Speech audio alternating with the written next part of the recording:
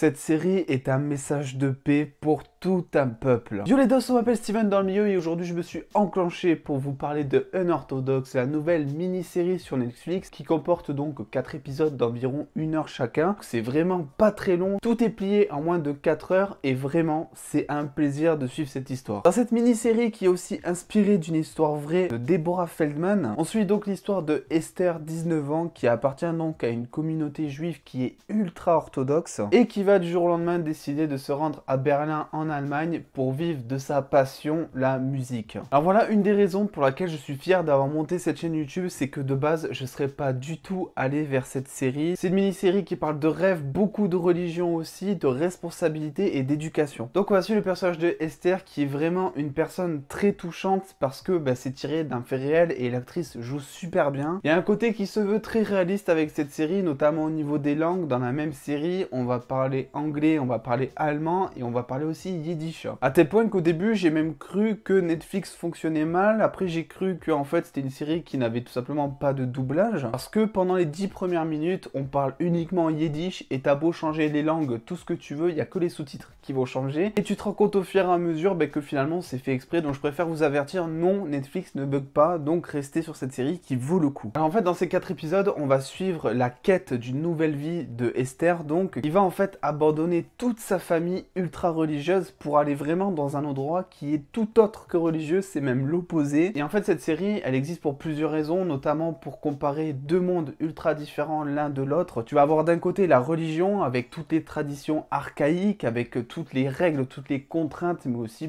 tous les aspects de la famille, de l'entraide, de la solidarité familiale. Et de l'autre, tu vas avoir totalement un monde complètement opposé, artistique, plein de tentations. Elle est notamment dans une ville, Berlin, qui est une énorme ville, et donc t'as tout type de personnes, t'as des couples gays, t'as des choses comme ça. Et forcément, quand t'es éduqué ultra religieusement, quand tu vois ça, ça te fait bizarre. Et ce que j'aime du coup avec cette série, c'est qu'il nous montre vraiment plein de choses qui sont plus ou moins normales, on va dire, mais à aucun moment tu vois le personnage principal qui va le juger, alors que pourtant, elle a été éduquée de façon ultra religieuse. Mais par exemple, quand elle va voir un couple gay, elle va rien dire. On sent que ça lui fait un petit peu bizarre au début parce qu'elle a jamais quitté le cocon familial, le cocon religieux si vous voulez. Mais après, c'est quelque chose qui va lui sembler totalement normal et on va évoluer comme ça dans la série. Et oui, pour une fois, on a une série qui n'en fait pas trop avec les couples gays. Merci beaucoup. Bon, c'est clairement une série qui a pas beaucoup de moyens. On est sur un budget donc de 4 épisodes d'environ 1 heure. Comme c'est un drame, il n'y a pas besoin d'une mise en scène de type Star Wars. Et du coup, les scénaristes, ils ont bien compris qu'en 4 épisodes, il fallait quand même arriver à développer l'histoire, à développer les personnages. Et c'est pour ça qu'ils nous ont fait une espèce de arc narratif un petit peu en parallèle, ce que j'appelle. Donc, on va avoir un passage qui est en mode flashback, où on va voir justement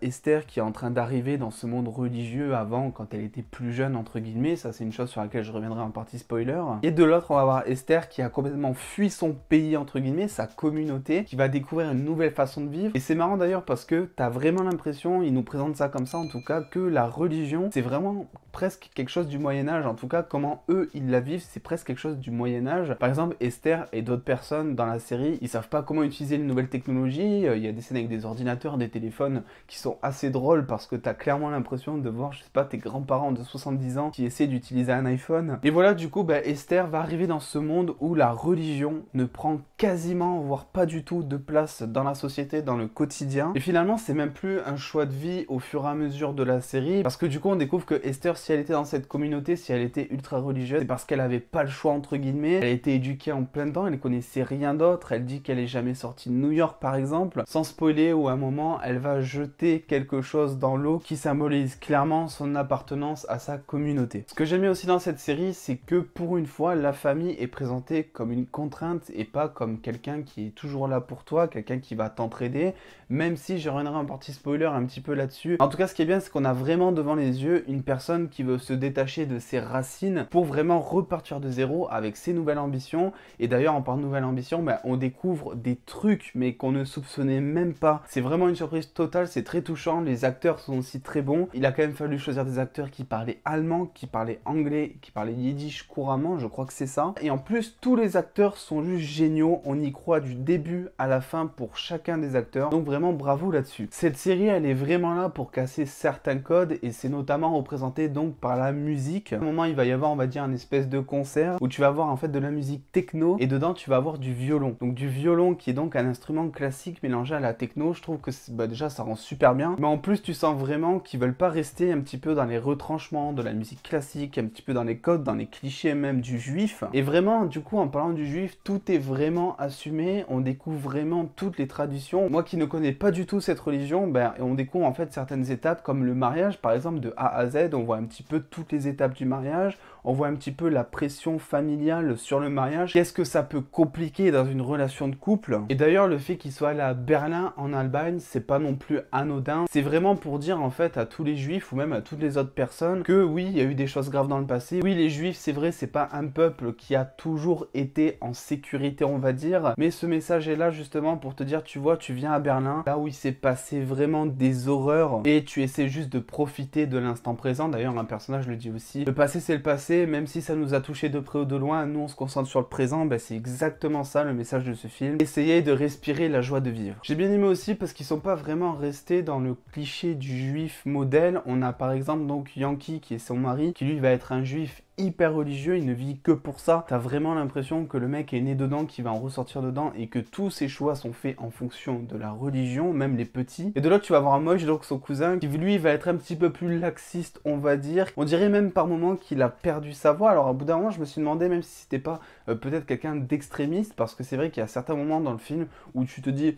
Ouais, il va quand même assez loin quand même, il a certaines idées, on va dire, qui sont pas ouf. Mais finalement, non, ils sont pas vraiment tombés dans l'extrémisme. Mais en fait, Moïse, ici, est juste là pour représenter, on va dire, le juif qui est croyant, mais qui, voilà, déroge à quelques règles, même si c'est pas non plus un exemple en termes d'humain. Du coup, ce que je peux dire sur cette série, pour conclure, c'est que c'est très touchant, vraiment. Il y a que 4 épisodes, ça suffit largement. Les développements de personnages sont juste géniaux. Les acteurs sont géniaux, on y croit à fond. La musique, je n'en parle pas, évidemment. On parle quand même d'une série où la musique est constamment présente, donc forcément t'as une bande originale qui est vraiment cool, je trouve. On est vraiment dans la tête de Esther du début à la fin, on a peur pour elle, on est triste pour elle, on est en colère aussi pour elle, et vraiment ça te dégoûte parce que c'est vraiment ce type de personnage qui est là pour te dire, bah tu vois, même si entre guillemets j'ai eu une vie de merde, c'est jamais trop tard, tu peux toujours t'en sortir, tu peux toujours essayer de réaliser tes rêves, même si je trouve que la fin arrive un petit peu trop tôt et que j'aurais aimé un petit peu en voir plus, quoi. Du coup les deux, avant de passer en partie spoiler, n'oubliez pas de vous abonner, de lâcher un petit like qui fait plaisir, et on passe en partie spoiler. Du coup en partie spoiler, j'ai pas grand chose à dire parce que je trouve qu'en fait l'essentiel de cette série se concentre vraiment sur notre ressenti, sur les émotions, pas sur certains faits qui sont présents dans la série comme le mariage. Du coup cette série, bah, elle s'adresse forcément aux croyants mais aussi aux athées, ou en tout cas à ceux qui ne pratiquent pas la religion juive, parce que dans l'un comme dans l'autre, si t'es juif, tu vas recevoir un message te disant bah, que c'est une belle religion, te disant que c'est bien aussi d'être croyant mais qu'il faut aussi faire d'autres choses à côté, qu'il ne faut pas vraiment faire tous ces choix possibles, inimaginables en fonction de la religion. Et si t'es pas croyant, bah, tu vas tout simplement découvrir une nouvelle façon de vivre, ou en tout cas une autre façon de vivre. Après je crois que là c'est aussi question de communauté, donc par exemple le fait qu'elle se rase la tête entièrement, je crois que ça c'est vraiment quelque chose qui est propre à leur communauté, parce que j'ai pas le souvenir d'avoir vu tous les juifs sans cheveux. J'ai grave kiffé d'ailleurs la scène où elle apprend un petit peu son anatomie, ça rend un petit peu les deux mondes encore plus différents. Je parlais tout à l'heure des nouvelles technologies, mais même les choses les plus basiques auxquelles on a tous les jours accès, l'anatomie, si tu veux te documenter, t'allumes internet, en 2 secondes t'as ta réponse, je vais pas vous apprendre. Alors que là, bah, elle va vraiment chercher elle-même, et même je crois la mère de son mari qui va lui apprendre certaines choses, ce qui est assez gênant pour le coup, mais ça montre vraiment l'importance de la famille dans la communauté justement. J'ai grave kiffé le fait que finalement, à la fin, pendant l'audition, elle ne fasse pas du piano, mais qu'elle chante. En plus, elle a une voix terrible. La dernière chanson, franchement, j'avais des frissons. Parce qu'en fait, pendant toute la série, quand tu sais qu'elle va faire une audition, et quand t'apprends bah, qu'elle a 0 chance, qu'elle joue bien, mais qu'elle a pas du tout le niveau pour réussir, tu te demandes vraiment, mais comment elle va faire? Parce que tu sais qu'au final, plus ou moins, elle est censée quand même réussir son audition, mais tu te demandes comment elle va arriver, parce qu'elle a pas le talent, elle a pas le temps pour bien travailler les choses. Donc vraiment, ils sont partis complètement sur autre chose. Ils nous ont un petit peu surpris à la fin en partant sur une belle voix. Donc forcément, elle sort sa voix et on ne sait pas la réponse. Et moi, c'est ça qui m'emmerde vraiment, c'est qu'on ne sait pas si elle a été prise. Pareil pour sa grand-mère qui est décédée d'une crise cardiaque, ben, elle le sait pas, alors que pourtant,